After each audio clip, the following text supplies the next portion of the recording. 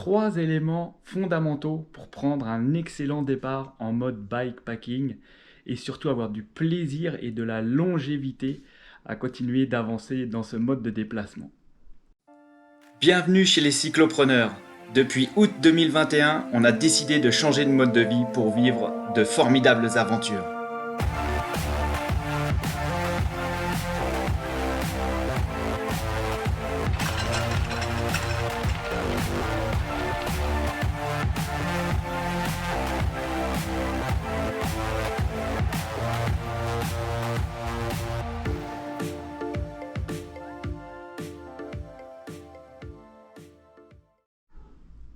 En 1, je vais vous parler de matériel et surtout 2 éléments franchement essentiels pour vous éviter des maux de dos avant de prendre votre départ.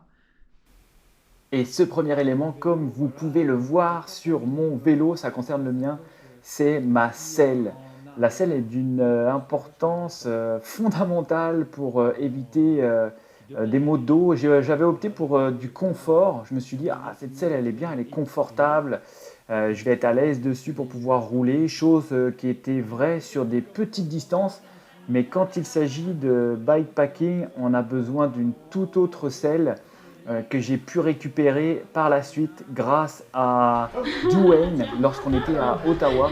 Et ça a changé du tout au tout les maux de dos que j'ai pu ressentir le matin à mon réveil. Je vous laisse le constater peut-être par la suite dans ma vidéo suivante. Mais ça a vraiment été le jour et la nuit là, dès que la selle du vélo a été changée pour une selle plus adaptée en déplacement. C'est toujours une grande source d'inspiration pour nous. On apprend beaucoup de choses. C'est vraiment des personnes très généreuses. J'ai récupéré sa selle qui ne lui sert plus et qui sera beaucoup mieux très certainement que la mienne qui s'est révélée peut-être un petit peu inconfortable. Deuxième élément matériel fondamental sur lequel vous devez porter une attention pour pouvoir vous déplacer en mode bikepacking, il s'agit de votre matelas. On a opté pour des matelas de format plutôt minimaliste. Ils sont tout petits, très pratiques pour des déplacements sur des courtes durées.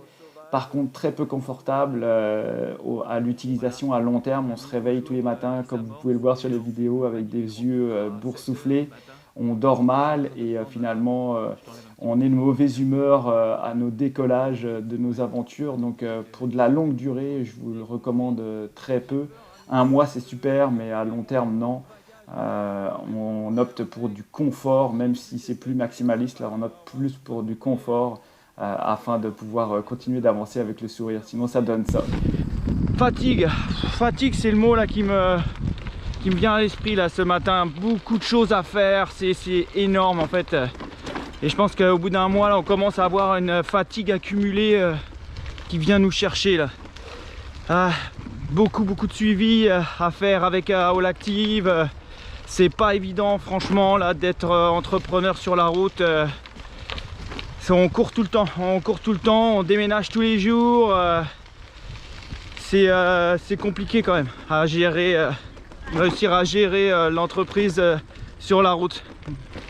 Donc c'est de la fatigue ressentie pour le moment. J'espère bien pouvoir recharger les batteries un petit peu, puis avancer tous les suivis et les projets qu'il y a à faire pour l'entreprise.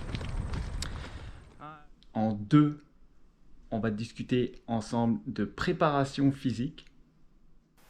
La préparation physique est un élément absolument fondamental sur lequel on doit travailler avant de prendre le départ d'une aventure, parce que les vélos sont quand même super chargés et on a eu un peu d'entraînement, moi et puis Evan, avant de prendre le départ. Mais Jessica un peu moins et on l'a vu, on s'en est rendu compte assez rapidement effectivement là, qu'il manquait un petit peu de training dans sa préparation à l'aventure bikepacking. Je vous laisse visualiser son arrivée ici sur cette vidéo. Bravo! Quelle fabuleuse montée!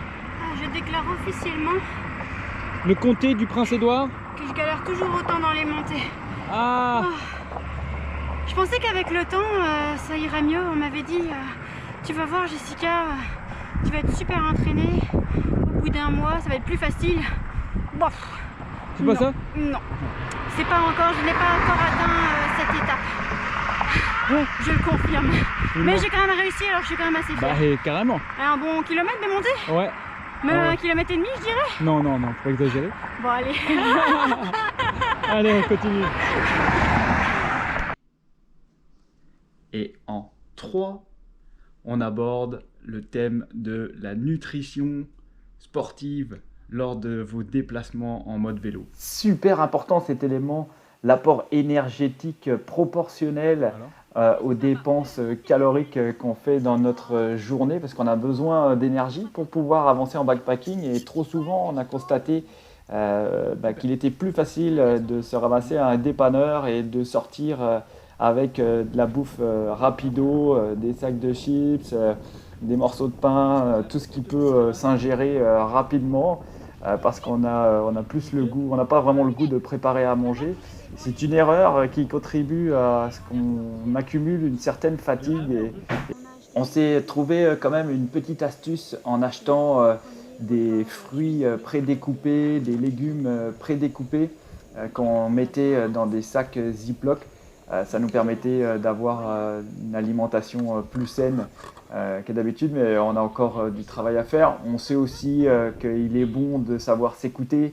De temps en temps, on a des bons repas réconfortants, là, ça fait du bien également.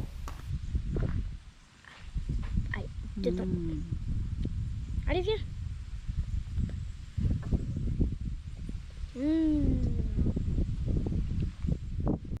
Alors voilà, j'espère que cette vidéo vous a plu et comme dirait Evan, Et aussi, mettez un pouce bleu, cliquez sur la cloche et abonnez-vous à la chaîne des cyclopreneurs. Et on y va!